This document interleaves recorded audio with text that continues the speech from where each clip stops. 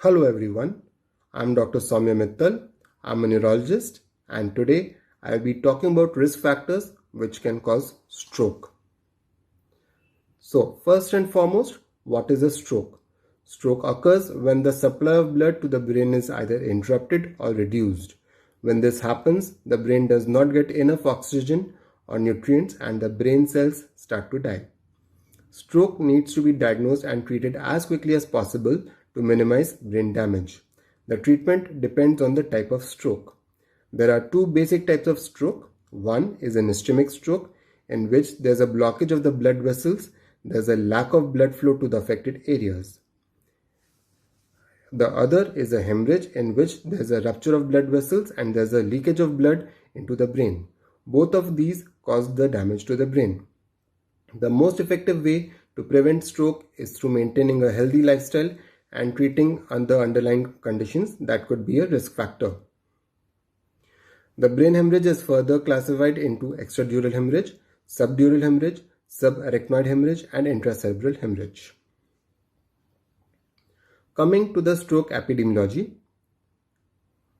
on an average in India, a stroke occurs every 40 seconds and every 4 minutes someone dies of stroke. Half of all strokes in India can be attributed to a high blood pressure. 1/4 of all strokes in India occur in people who have already had a previous small stroke.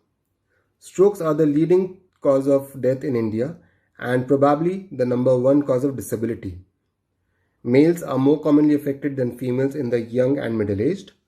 The lifetime risk of stroke is higher in females, however. 85% of strokes are ischemic strokes. Almost 20% people above the age of 45 years of age experience symptoms of stroke. 6 to 28% people have silent infarcts, in which there are no symptoms which cause the patient to understand that he has developed a stroke. The risk of recurrent stroke occurs in almost 20% of the people at 5 years of age without treatment. Rate of stroke among the people above the age of 65 years has gradually decreased. The rate of recurrent stroke is declining also. Decline is more in high income group compared to the middle or low income group, and possibly this is because of a better management, better medicines that we have for managing the blood pressures and the cholesterols. Now there are two basic kind of risk factors. One is a non-modifiable factors such as age and gender, about which there's not much that we can do. The other is modifiable risk factors for stroke, which include high blood pressure, high cholesterol, cardiovascular disease, diabetes, smoking, heavy alcohol use, drug use, sleep apnea, lack of exercise, and obesity. So coming first to the high blood pressure, the hypertension.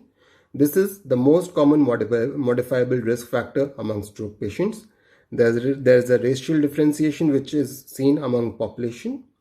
The guidelines have been multiple for the doctors, but the overall message is that the target blood pressure should be at least less than 140/90, if not 130/90. The choice of antihypertensive agent is also very important because the variability of the blood pressure increases the risk factor of stroke. So the variation in the blood pressure during the day of a person should be as less as possible. The other risk factor is dyslipidemia and the atherosclerotic plaques. This is basically the plaques which develop in the blood vessels of the person. The cholesterol accumulates in the blood vessel, and this leads to the thinning of the blood vessels, which can further lead to a possibility of developing a clot in the blood vessel. Now either the cholesterol plaque or the clot can embolize and reach the brain, causing a cerebral stroke or transient ischemic attack, which is like a small stroke. Disorders of glucose metabolism, basically diabetes and prediabetes, also predispose to stroke. Patients with new onset stroke or TIA should be screened for diabetes mellitus with HbA1c or OGTT test. The target HbA1c should be less than 7% and it should be repeated every 3 months. Metabolic syndrome is a combination of 5 factors: hypertension, diabetes, visceral obesity, low HDL cholesterol or good cholesterol, and high triglyceride, which is a bad cholesterol. The metabolic syndrome increases the risk of stroke in females and males both, but more so in females. Obesity is also a factor which for stroke, cancer, diabetes, gout, gallbladder disorders, and osteoarthritis. The excess amount of fat or fatty tissue acts as a repository for the inflammatory cells that causes insulin resistance, hyperglycemia or high sugars, and subsequent promotion of atherosclerosis. Once obesity is diagnosed, one should also be tested for high sugars, cholesterol levels, and inflammatory markers such as CRP. Sleep apnea is becoming gradually common in India. It is also known to cause depression, acid reflux, asthma, breathing problems, low blood oxygen levels, high blood sugar levels, mental confusion, high blood pressure, heart problems, abnormal cholesterols, fatigue, and therefore it also causes stroke in addition to hypertension. It is also an independent risk factor for stroke. It is calculated by the number of respiratory events per hour which lead to the cessation of breathing and reduction in the airflow. This risk is strong in males compared to females, and the rate of sleep apnea after stroke is high. OSA is associated with the higher post-stroke mortality and worse functional outcome. Tobacco use is also a significant risk factor for stroke, whether it is first-hand smoking or second-hand smoking. Second-hand smoking meaning you are in the vicinity of a person who is smoking and you have passively inhaled the smoke of the cigarettes. Both of them are a risk factor for stroke. This is a modifiable risk factor because once you stop smoking, the risk returns to normal over a period of 10 years of abstinence. So how do we avoid stroke?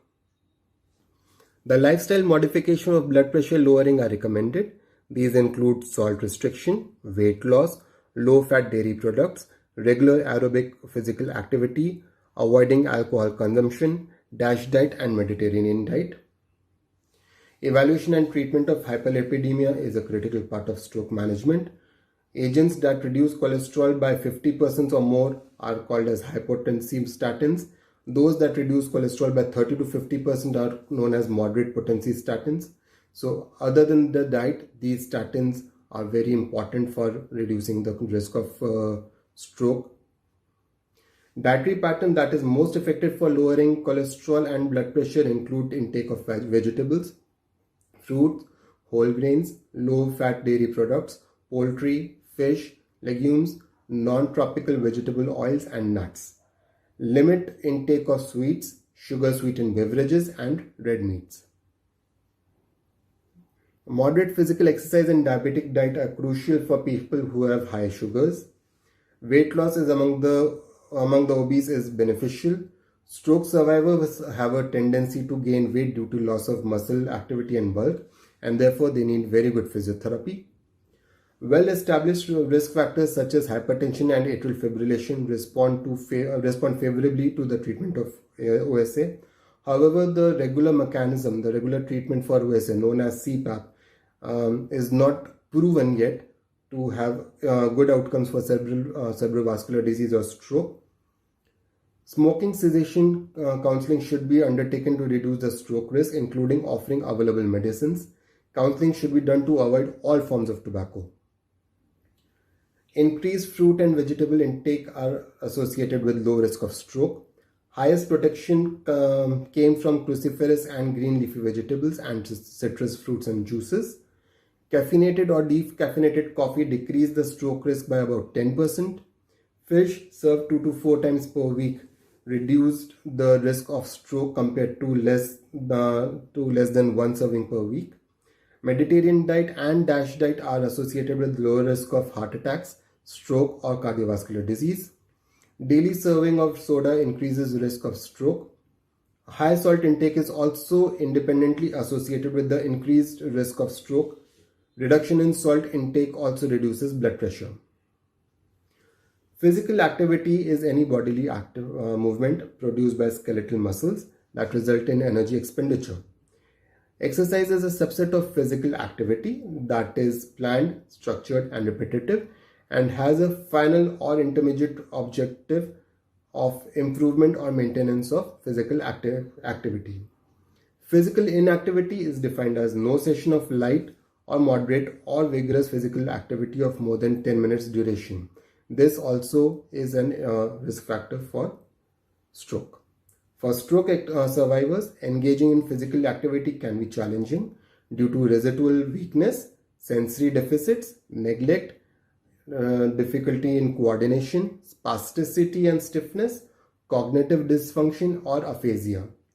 Almost 40% stroke survivors have sedentary lifestyle due to the impact of impairments. Physical activity and exercise have a positive effect on risk factors such as hypertension, arterial function, and insulin resistance. Recommendations include aerobic, muscular, strength or endurance exercises, flexibility and neuromuscular activities, as well as frequency, intensity, and duration of activities that can provide multiple benefits for stroke survivors. It is recommended that patients engage in 3 to 4 sessions of moderate to vigorous intensity aerobic exercises per week, with sessions lasting an average of 40 minutes. So how does one recognize stroke? Because it is very important that you know how to recognize a stroke. You might be able to help yourself, your family, or someone in your vicinity if you know how to recognize a stroke. So there's a scale known as the FAST scale. So if you know about the FAST scale, you can recognize the symptoms of stroke as soon as possible. These include facial weakness or the facial deviation. It includes weakness or numbness of one side of the body, of the limbs.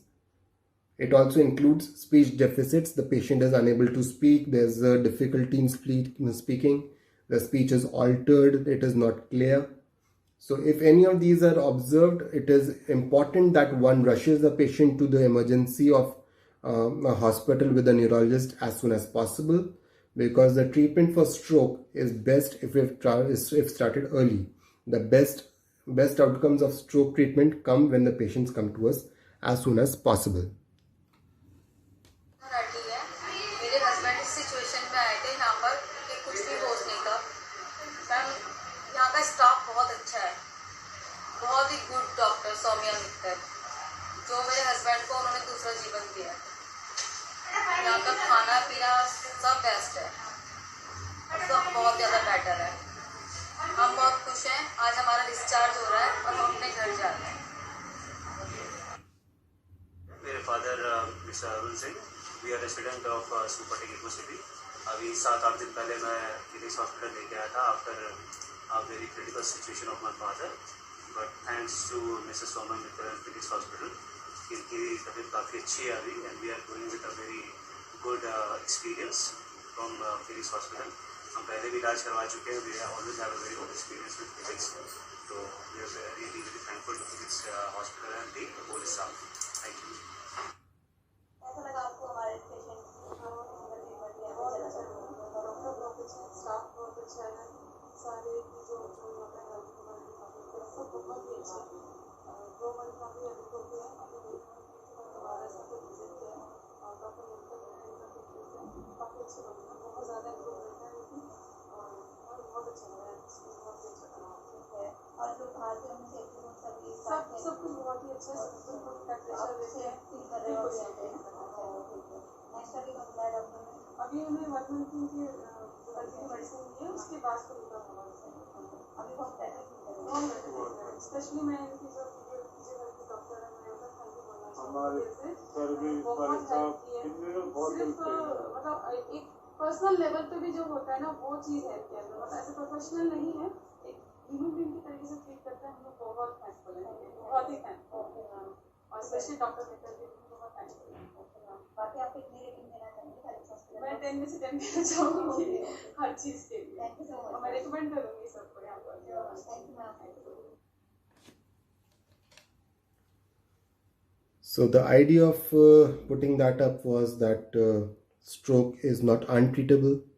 It takes a lot of effort on the part of the medical team, the doctor, but it also takes equally equal amount of stress, equal amount of persistence from the patient to get treated. They need to continue their exercises, the physiotherapy very well so that they can improve. But there's almost always a good improvement in patients of stroke if they come to us within time. So this video is not meant for informative or educational purpose and under no circumstances meant to replace the professional opinion of a doctor or healthcare professional taking care of a patient. Thank you.